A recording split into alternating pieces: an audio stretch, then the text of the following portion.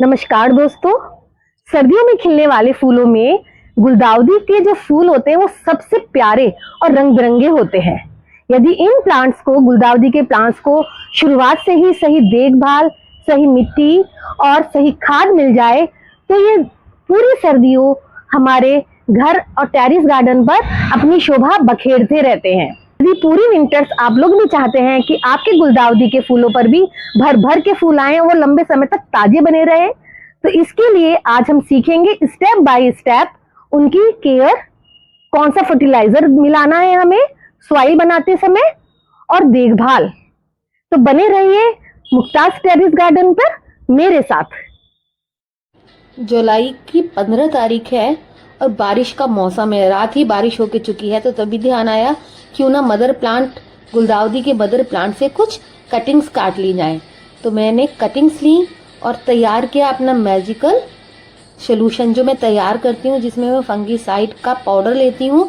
उसमें फिर मैंने मिलाया थोड़ा रूटिंग हार्मोन्स और उसको थोड़ा सॉफ्ट करने के लिए मैंने मिलाया उसमें थोड़ा सा एलोवेरा जेल। इसी मिक्सचर से मैं अपनी सारी कटिंग्स लगाने की कोशिश करती हूँ। इससे मेरे को कम से कम 99% तो रिजल्ट पॉजिटिव मिलते ही हैं। इसे अच्छे से मिक्स करना है क्योंकि मेरा फंगीसाइड्स पहले से ही थोड़ा गीला था, उसकी वजह से वो ड्राई होकर थोड़ा सा जमने लगा। तो मैंने इसको अच्छे से तैयार कर लिया है। अब इसमें मैंने जो कटिंग्स कट किए हैं उनसे मुझे सारे लीव्स हटाने हैं और ध्यान रखना है कि जो हमारा नोड एरिया है, कम से कम नीचे के 3 या 2 नॉट्स तो हमें अपनी मिट्टी में दबाने ही हैं। बस फिर क्या था, मैंने अपनी कटिंग्स जो हमने तैयार की थी वो इसी सोल्यूशन में अच्छे से लपेटी। हाँ, लपेटने से पहले हमें कुछ छेद भी करना है क्योंकि अगर हम इसी तरह से लपेटने के बाद इसको अंदर इंसर्ट करेंगे तो सारा जो सोल्यूशन हमने लगाया है ये हट जाएगा। इसलिए पहले से ही हमने कुछ होल्स बना लिए हैं और उसमें मैंने इनको लगाना शुरू किया है। लगाने के बाद हमें इनको हल्के से टाइट करते हुए चलना है और एक एक करके अपने सारे कटिंग्स को हमने इधर लगा देना है। इसका रिजल्ट 100% मिलता है। देखिए, लगाने के बाद हमने इसको मॉइस्ट किया, हल्का सा पानी डालने के लिए मैंने इसमें मॉइस्चर करने के लिए इसमें स्प्रे कर दिया और इसका रिजल्ट मुझे ये मिला कि कम से कम 25 दिन बाद मेरी जो कटिंग्स थी वो ग्रो हो गई। मैंने कोशिश की चलो निकाल लेते हैं, देखते हैं हुई है या नहीं हुई है। तो मैंने उनको हाथ से पकड़कर थोड़ा सा बाहर की तरफ पुल करने की कोशिश की तो नहीं निकली। इसका मतलब 100% मेरी जड़ें निकल आई हैं, मेरी कटिंग्स ने जड़ें पकड़ ली हैं। तभी मैंने एक सीजर की हेल्प से उसको थोड़ा सा ऊपर की तरफ पुल करते हुए बाहर निकालने की कोशिश की। तो अरे वाह, मुझे फील हो रहा है कि उसमें जड़ें आ गई हैं। और आप देख सकते हैं कि जो ये तरीका है, रेत में जो मैंने अपनी कटिंग्स लगाई हैं वो 100% उन्होंने मुझे रिजल्ट दिया है। दोस्तों, आपकी बारी।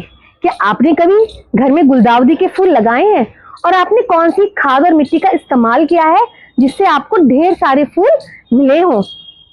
और यदि नहीं आप लगाना चाहते हैं तो आपके मन में कौन से विचार हैं कि आपको कौन सी मिट्टी का इस्तेमाल करना है, कौन सी खाद प्रयोग में लानी है या फिर कौन से मौसम में हम इसे लगाना है? सवाल आप कमेंट में जरूर लिखें, उसका जवाब हम अगली वीडियो में जरूर शामिल करेंगे। के लिए बोन मिल बहुत ही ज्यादा यूजफुल होता है। इससे बहुत ज्यादा ताकत मिलती है पौधों की जड़ों को। जो फूलों वाले पौधे होते हैं, चाहे वो कोई भी पौधा हो, उसकी जब भी हम सॉइल तैयार कराएं तो हमें ध्यान रखना चाहिए कि उसमें बोन मिल और नीम खली जरूर मिक्स करनी चाहिए उसकी सॉइल में, क्योंकि नीम खली से नाइट्रोजन, फास्फोरस और पोटेशियम बहुत अच्छे से मिलते हैं, जिसमें सल्फर और जिंक, कॉपर भी होते हैं। और बोन मिल देती है फास्फोरस और कैल्शियम, जो कि फूलों के कलर को चमकीला बनाती है। फूलों पर लाने के लिए, यानी कि जो हमारे प्लांट्स हैं वो फूल जल्दी कर खिला पाए, उसके लिए उनको ताकत देती है, उसकी तरफ उन्हें धकेलती है। अपनी सॉइल में नीम खली मिलाने का सबसे बड़ा बेनिफिट ये है कि जो बीमारियां लगती हैं मिट्टी में वो नहीं लग पाती है, इन्फेक्शन से बचाता है। मैंने भैया से कुछ नर्सरी पॉट्स मंगवाए थे। ये हैंडी होता है, इन्हें रखकर इधर उधर रखना उठाना बहुत आसान होता है। इसलिए मैं अब, पहले मुझे मिट्टी के ही पॉट्स पसंद थे, लेकिन अब मैं ये नर्सरी पॉट भी इस्तेमाल करने लगी हूँ। जो मेरी कटिंग्स में अच्छे से रूट हो गई हैं, रूट्स निकल आई हैं, अब वही हम इसमें ग्रो करेंगे।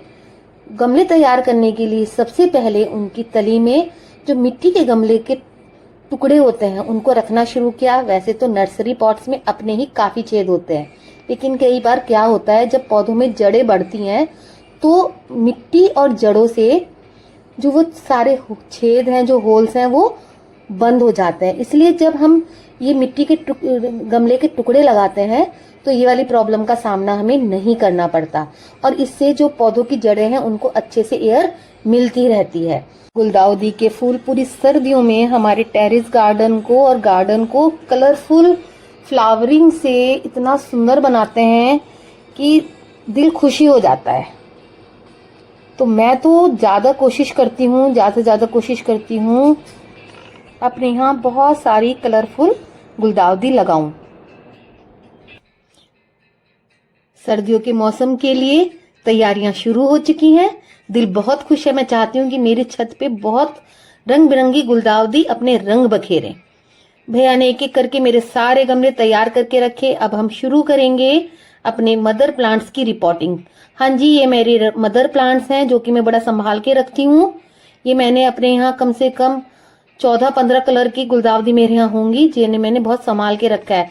और इन्हें मैं क्या करती हूँ, जब सीजन खत्म हो जाता है तब मैं इनकी कटिंग करके, जो प्लांट्स होते हैं उनकी 2-2, 4-4 इंच की बस कटिंग रखती हूँ जड़ समेत। और इन केन्स में, खाली केन्स है फिनाइल वगैरह की, उसमें ऐसी जगह रखती हूँ जहाँ डायरेक्ट बारिश इनके ऊपर ना पड़े। डायरेक्ट बारिश में ये सारे मदर प्लांट्स डैमेज हो जाते हैं। इनको ऐसी जगह रखना है जहां पर धूप तो इनको मिलती रहे लेकिन डायरेक्ट बारिश का पानी ऊपर से ना गिरे। बारिश का पानी वैसे अच्छा होता है, मैं इकट्ठा करके इसमें इनको जरूर लगाती हूँ। फिर वो हमने कटिंग से जो हमारे पौधे बन गए थे उनको हमने लगाना शुरू किया। एक एक करके हम निकाले जा रहे थे अपने कटिंग्स और देख रहे थे कि कितनी अच्छी रूटिंग हुई है हमारी कटिंग्स में। धीरे धीरे सारे गमले मेरे तैयार होने लगे। कुछ पौधे ऐसे भी थे जो कि उतनी अच्छी ग्रोथ नहीं दिखा रहे थे जैसे कि और बाकी सारे पौधों में दिखाई दे रही थी, लेकिन सभी पौधों को हमने पॉट्स दिए। हमने हर एक पौधे को ग्रो होने का मौका दिया। दोस्तों, ये काम मैंने शुरुआत की थी अपने जुलाई के मिड से, और अभी मैं इन पौधों को, जो मेरी कटिंग्स ग्रो हो गई हैं, उनको हम जो पॉट्स दिए हैं वो दिए हैं हमने सितंबर के फर्स्ट वीक में। दोस्तों, यदि आपने अभी तक अपने लिए गुलदाउदी की कटिंग नहीं लगाई है तो अभी कीजिए, अदरवाइज आप बहुत लेट हो जाएंगे। अभी करने पे आपको फ्लावरिंग मिलेगी तो जरूर, लेकिन थोड़ा लेट मिलेगी, लेकिन आपका टेरेस गार्डन कलरफुल फूलों से भर जाएगा। दोस्तों, जिस तरह से गुलदाउदी हमारी टेरेस गार्डन को खूबसूरत बनाती है, उसी तरह से आपके किए हुए लाइक और शेयर मेरी वीडियो को खूबसूरत बनाते हैं। तो प्लीज मेरे वीडियो को लाइक कीजिए और खूब शेयर भी कीजिए। चैनल को सब्सक्राइब करना ना भूलें और बेल का आइकन हिट कर दें। मिलते हैं अगली वीडियो में, जब तक के लिए हैप्पी गार्डनिंग।